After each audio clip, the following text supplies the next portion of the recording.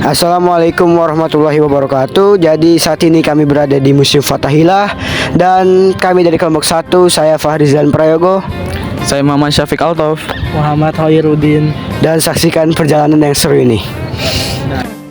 Kita sudah di dalam Museum Fathahillah dan ini adalah salah satu lukisan yang berada di Fathahillah dan kita lihat lukisan sangat indah. Dan ini tuh adalah lukisan karya Harijadi Sumodjojo ya. Memulai mural ini tuh di tahun 1975. Ini tuh Harijadi menangkap dunia sosial Batavia dengan segala kompleksitasnya, menyoroti multikulturalisme kota serta struktur kelas dan kolonialnya. Guys, jadi kita sekarang udah masuk ke Museum Fathahillahnya dan kita mau mengeksplor ke bagian penjara bawah tanah. Ikuti terus keseruan kita ya.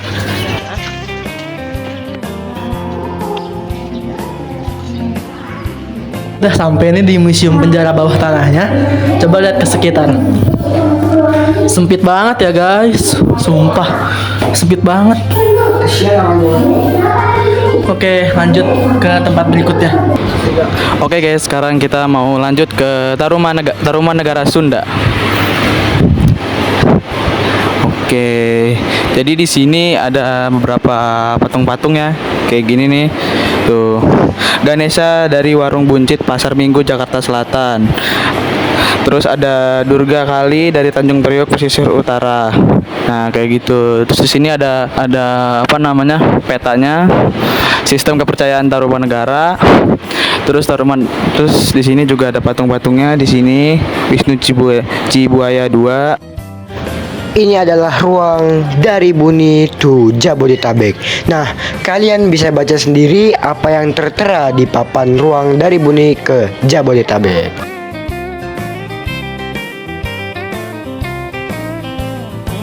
Dan masih di ruang sama, ini adalah situs Batu Jaya guys.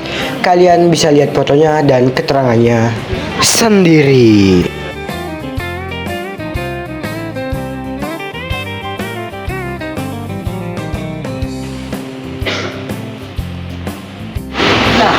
Kalau kalian bosan di bawah, kita juga bisa loh naik ke atas.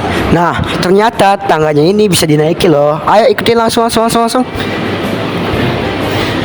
Nah, di atas ini itu terdapat ruang balai kota Jakarta.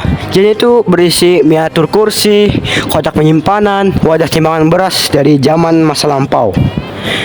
Dan di sini juga kita bisa melihat layar yang begitu besar yang berisi tentang Museum Fathahillah. Oke, sekarang kita masuk ke ruang Betawi. Jadi di sini kita lihat banyak banget gambar-gambar kota Jakarta ya, mulai dari zaman dulu sampai sekarang. Di sana ada Monumen Nasional atau Monas, ada Masjid Istiqlal, ada Stadion Gelora Bung Karno, stadion terbesar di Jakarta termasuk se Indonesia. Terus di sini ada terbentuknya tata kelola kota modern. Satu perkembangan penting dalam sejarah kota Jakarta pada awal abad ke-20 adalah terbentuknya pemerintahan Kota Praja Gemeente dan Dewan Kota Gemeenteraad Batavia serta Meester Cornelis. Kayak gitu guys. Oke, kita lanjut ya. Nah, sekarang ini di belakang aku ada yang namanya sketsel atau penyekat ruangan yang dibuat dari 3 panel yang dahulu digunakan sebagai jendela terbuka di atas pintu, kemungkinan besar di benteng Batavia ya. Nah, terus di sini ada model meja bundar yang lama.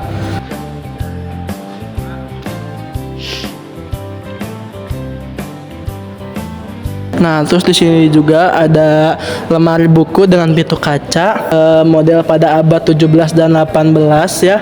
Orang Belanda datang ke Indonesia sebagai pedagang.